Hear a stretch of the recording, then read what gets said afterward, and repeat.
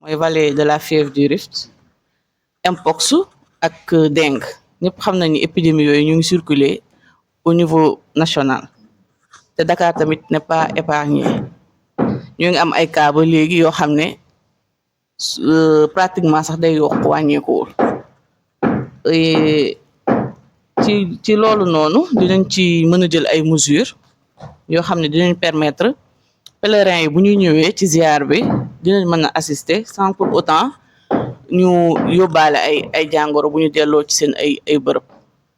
te gis naa aussi ci expression yi yoo xam ne wax dëgg yàlla pour mettre ko en place lu nekk loo xam ne lu jafe la dotation masque yi ak gel yi district bi nga xam ne moom mooy abrité événement bi muy district ouest au lieu de centre de santé de Wakam district ouest la mooy Philippe Maguilène Senghor moom moo couvrir le centre de santé de Wakam loolu il faut ngeen corriger ko aussi ci document bi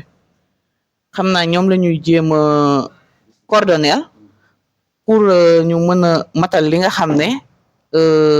soxla ngeen ko incha allah pour antenne médicale bi aussi xam naa ni dinaa def compte rendu bi ak DRS pour xool ndax dina mën a nekk wala mais tout le reste moom yaakaar naa ni ça sera possible merci beaucoup.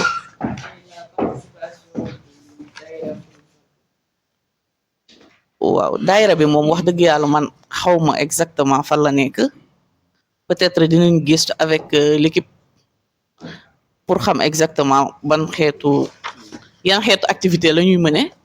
pour ñu mën a coordonner ak ñoom pour vraiment événement bi mën a jaar yoon merci beaucoup. ok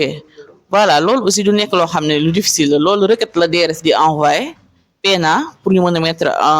en place les médicaments dotation des médicaments yi yooyu yëpp du nekk ay problèmes yoo xam ne yu jafe la pour ñu mën ko régler merci beaucoup. Donc concernant le service d'hygiène man j'ai vu que il y a 5 points yoo leen xam ne da ngeen ko souligner ah donc c'est concernant peut-être la désinfection mais ce qu'il faut ajouter aussi c'est la désinsectisation parce que comme madame bi représentée DRS wax on est dans un contexte bi nga xam ne vraiment la lutte doit s'acharner sur les moustiques ah donc point boobu danañ ko yokk donc avec le capitaine aussi en venant il m'a expliqué que wàllum ndox bi il faut que ñu potabiliser ko donc la potabilisation de l'eau vraiment c'est très important dans ces genres d'événements donc soo leen peut-être au niveau des points de cuisson mooy fi ngeen di toggee ñu def fa benn sensibilisation pour gën a mën a ñoŋal affaire mais je pense que dans l'ensemble du mënul doon problème parce que tamit on a l'habitude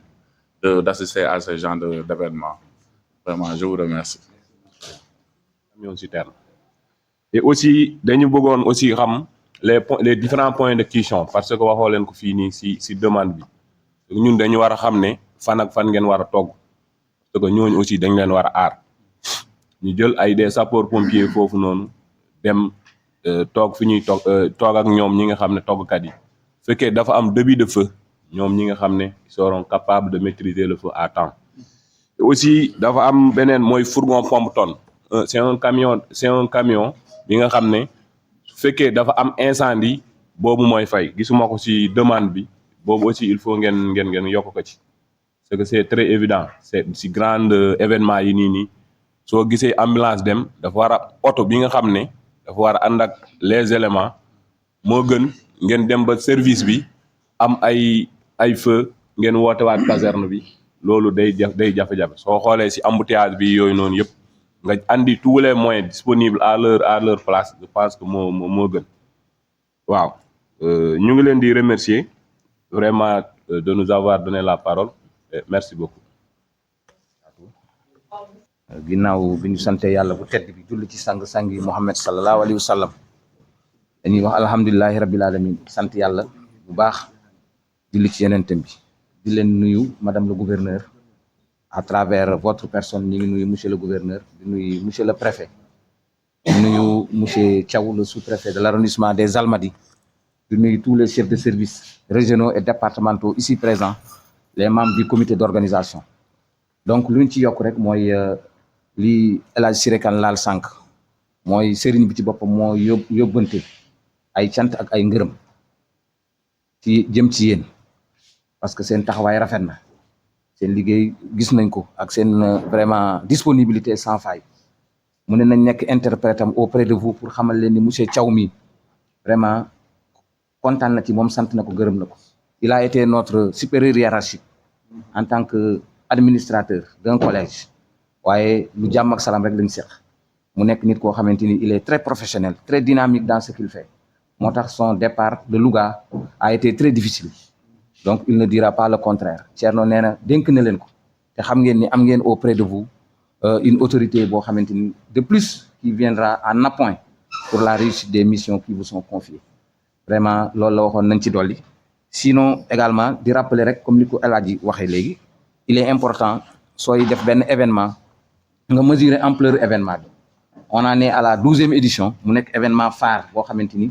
ci biir communauté omarienne dafa am place de choix parce que l'actuel khalife Thierno Mohamedoul Bachir lañ koy defal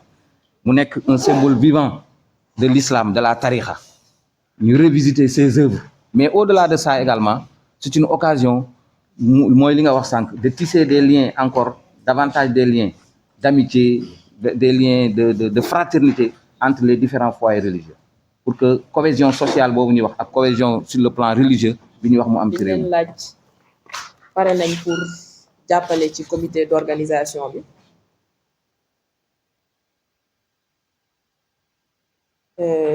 maintenant pour ñi nga xamante ne nekkuñu fi ak même ñi fi nekk am na ñi nga xamante ne dans leur prise de parole ils ont insisté pour que vous leur fassiez des courriers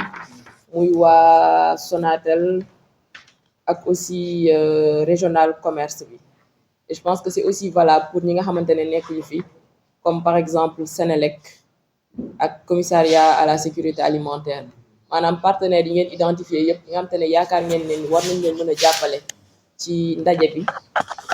ngeen bind leen lettre su fekkee su ko jaree ngeen jaarale ko si ñun comme ça ñu appuyer ko comme ay ñoom DMTA pour mise à disposition chaises yeeg bâche yi ak peut-être matelas yi ñoom ñëpp seen lettre yi dem na waaw kon baax na léegi di rafetlu mention bi santé ak brigade régionale d'hygiène def ci rappel contexte bi ñu nekk contexte épidémiologique bi ñu nekk am na ay feebar yu bari yi nga xamante ne ci mbooloo yi day tax muy gën a tasaaroo léegi ñu ngi leen di ñaan ci ndaje bi ngeen bàyyi ci xel et que ngeen liggéey en parfaite collaboration ak service yi pour que lépp loo xamante ne dafay laaj ci sensibilisation ak mesures yi nga xamante ne nit ñi dañ ko war a jël pour prévenir propagation maladie bi ngeen jéem ko mëtal ça inclut également direction régionale ou élevage parce que bu ñu jëlee kaawu fièvre vallée du Rift bi ci njur bi lay gën di jaaree balaa moo yegg ci nit ñi donc yooyu noonu yëpp ñu leen di invité ngeen bàyyi ci xel waa BNSP souligné nañ que ni ki en plus de ambulance yeeg yooyu il faudrait que ngeen xalaat ci disposition incendie donc loolu su fekkee ni bokkuloon ci seen laaj bu njëkk bi ngeen boole ko ci pour la sécurité la gendarmerie est prête à vous accompagner donc dinañ def reconnaissance sur site ak yéen et la CNO a précisé que ni am na yenn demande yi nga xamante ne da ngeen leen ko def SONES lañ ko war a adressé léegi xam naa après ku ci nekk rek da ngeen di jël contact yi ngeen partagé yéen tamit seen points focaux yi a reçu la lettre voilà pour faciliter seen organisation bi donc dans l'ensemble je pense que le plus li gën a rëy daal ci liggéey bi ñi fi teew ñëpp daanaka jël nañ ay engagement pour que ñu gunge leen ba nga xamante ne lépp mate léegi ñuy ñaan yàlla mu gunge ñu ci bés bi ñu dem ci ak sago yàlla yombalal lépp ñu organiser ko ci jàmm ak salaam lépp li nga xamante ne ñu ngi koy yóotu ci bés bi ñu am ko muy lépp jaar yoon di rafetlu aussi ni ngeen koy defee ndax gis nañ ni ki au fil des années tout à l'heure El Hadj Diop mu ngi koy wax saay su ngeen ko organiser da ngeen di am ku ngeen di ndayalee bés bi te bu ñu xoolee ci édition yi jot a jàll yëpp soit day doon ñi nga xamante ne ci tijaaniya bi lañ bokk wala aussi ci yeneenu tarixa la donc loolu day bokk ci li nga xamante ne day gën a rataxal diggante wi suñu biir ci biir dëkk bi donc loolu tamit day contribuer ci saxal jàmm ci suñu dëkk bi donc ñu ngi koy rafetlu bu baax a baax di leen ci encourager di ñaan yàlla que ni ki édition bii nii mu dàq bi bu daaw bi et que ñu jàll ko ci jàmm ba nga xamante ne bu déwénee incha allah mu gën di law di gën a jëm kanam donc ñu ngi leen di sant di leen gërëm ci seen teewaay seen participation ci réunion bi et puis di leen ñaanal bëccëgu jàmm. La séance est levée. Je vous remercie. Bandiraɓe musidɓe tedduɓe ko joni yimɓe pari CRD hakkude mumen e gardugol gouverneur de la région de Dakar en wonde ganduɗa hoorema préfet du département de Dakar et sous-préfet des Almadies e dendagal service aji administration Sénégal gam wadde CRD heblanade ziar ceerno Mouhamadoul Bachir Mountaga Daha Cheikh Oumarul Foutiyou ziar ganduɗa hoorema mo ɓiyi ko afa makko gardiɗo konuji woni Cheikh Oumar Bachir Mountaga Daha Cheikh Oumarul Foutiyou mo heewi wadde hirande foof to Wakam cité El Hadj Oumar hikka noon enen fof eɗen gandi hawrata ko le 13 et 14 décembre 2025 ɗo e Wakam cité El Hadj Oumar le 12 et le 13 décembre dendagal service aji ɗi fof gari goto hen foof ƴetti engagement mum mo wawi wadde e darde mum no mbaɗano hirande foof e nder ziar o danaka gouverneur vraiment darima darde tinde e laamu leydi Sénégal guila président de la république ha e ganduɗa hoorema e premier ministre ha e ministre de l' intérieur e gouverneur ɓe yamirore mabɓe gouverneur noddi service aji ɗi fof gari goto fof ƴetti engagement mum eɗen ñaagui jomiraɗo subahanahu wa taala yo wano wayanno inchallah kadi ma wano e ceerno Cheikh Oumar ceerno Bachir Mountaga Daha Cheikh Oumar hitande foof e nder jokkere enɗam hakkude leƴƴi Sénégal e nder jokkere enɗam hakkude diineji ɗi ma wood mo inniri o waɗa parrain hikka noon o inniri ko mamen mam Amary Ndak Seck